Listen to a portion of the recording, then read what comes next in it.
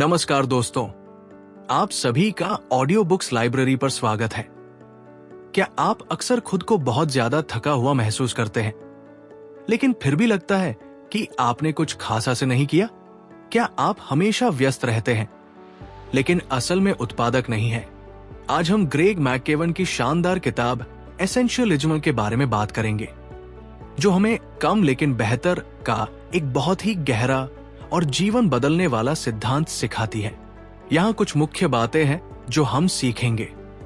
व्यस्त रहने और उत्पादक होने के बीच का असली अंतर, ना कहने की शक्तिशाली और मुक्तिदायक कला, कम लेकिन बेहतर की मानसिकता अपनाना, अपने जीवन के सबसे महत्वपूर्ण काम को कैसे पहचाने, गैर जरूरी चीजों को अपनी जिंदगी से बाहर निकालना।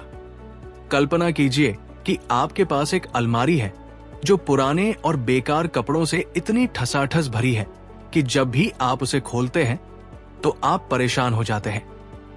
आपके पास पहनने के लिए कुछ अच्छा नहीं मिलता, फिर भी आप कुछ नया रखने की जगह नहीं खोज पाते।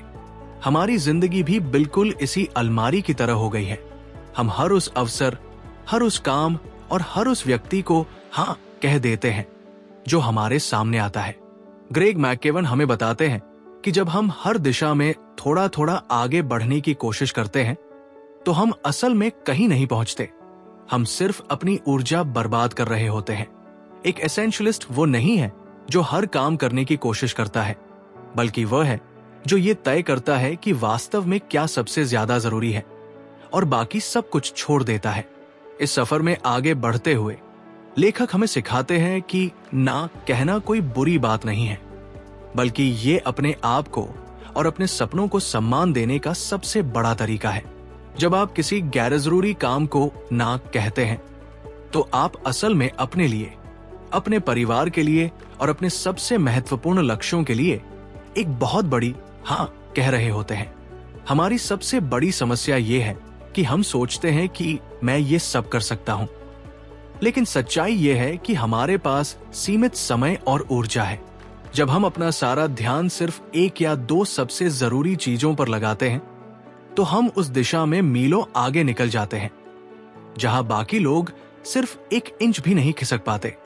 आपको अपने जीवन के उस महत्वपूर्ण कुछ को पहचानना होगा और तुच्छ बहुत को अपने जीवन से बाहर का रास्ता दिखाना होगा।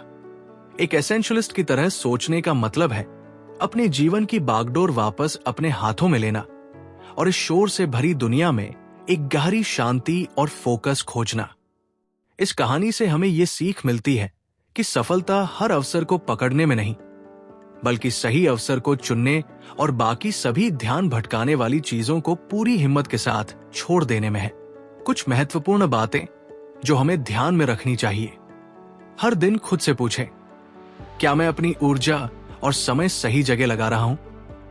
जब तक कोई अवसर स्पष्ट रूप से हाँ बिल्कुल न लगे, तब तक उसे पूरे सम्मान के साथ ना कहें। अपने जीवन से उन कामों और आदतों को हटा दें जो आपकी तरक्की में कोई मूल्य नहीं जोड़ते। अपने लिए सोचने और आराम करने का समय निकालें।